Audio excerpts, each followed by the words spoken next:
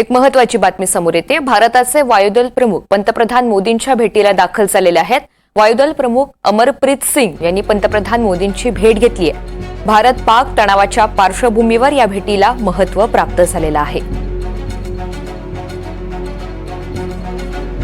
राहुल कुलकर्णी आपल्या सोबत आहेत। अधिकची माहिती जाणून घेऊया त्यांच्याकडून। राहुल, महत्त्वाची भेट म्हणावी लागेल, किती मिनिटं किती तास या दोघांमध्ये चर्चा झालेली आहे, काय इनपुट्स आहेत?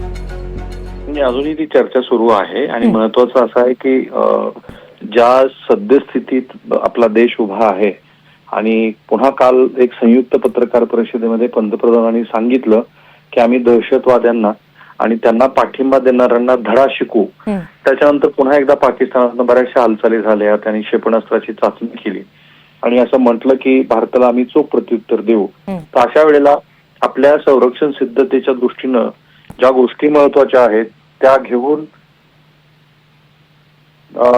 हे आपल्या हवाई दल प्रमुख भेटीला गेलेले असावेत असा अंदाज व्यक्त केला जातो आहे। कारण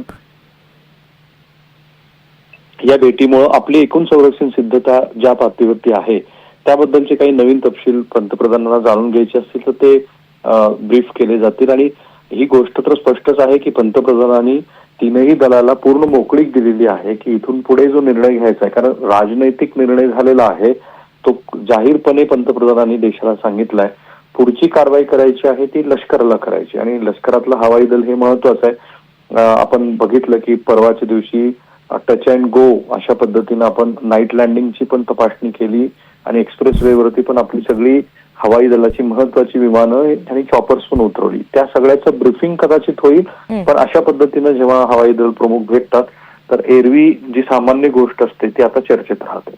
अगदी धन्यवाद सविस्तर माहितीसाठी।